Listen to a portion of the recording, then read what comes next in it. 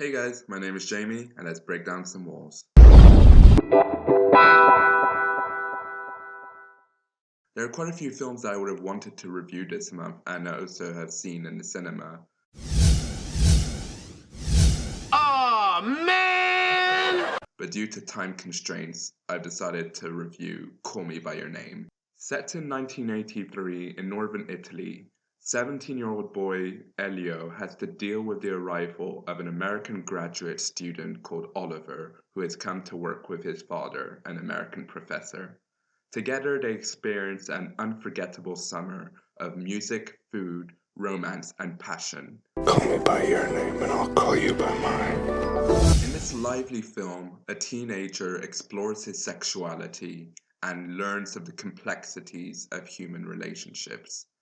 As you'd expect with most coming-of-age dramas, the film revolves around a romance and it introduces themes of masculinity, jealousy, and teenage angst.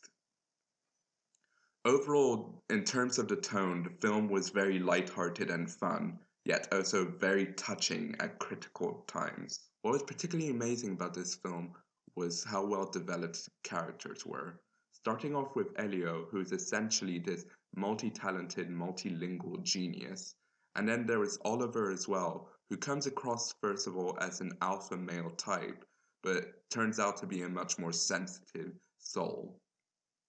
And generally, all the characters were very likable and endearing, and it was a genuine pleasure to see all these vibrant characters interact with each other.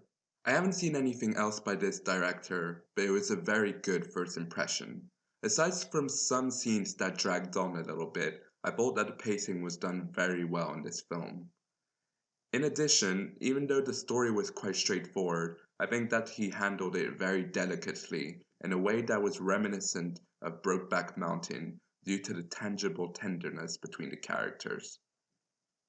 This film could be accused of being a bit pretentious, however I felt that it did serve a purpose in this film.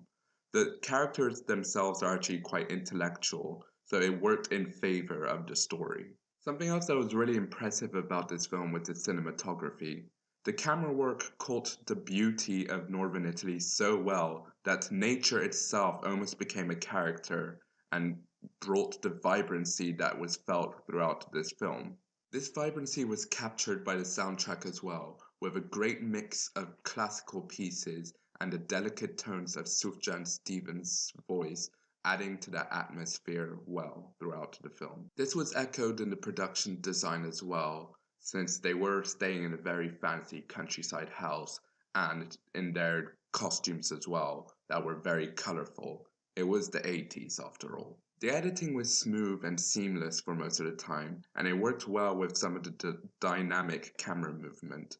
It really gave you the sense of this laid-back atmosphere, which was in accordance with the fact that the characters were on their summer holidays. As I said earlier, I thought that the pacing of this film was overall really good. It really allowed the time for the characters and the plot to develop.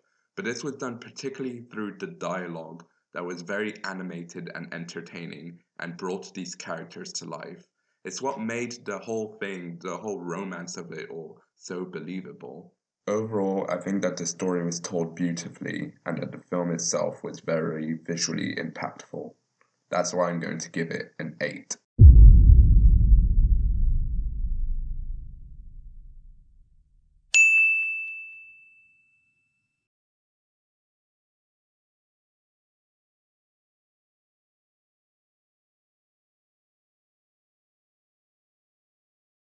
Well guys, thanks for watching. I really hope you enjoyed it, and if you did, please subscribe, because everyone needs a break.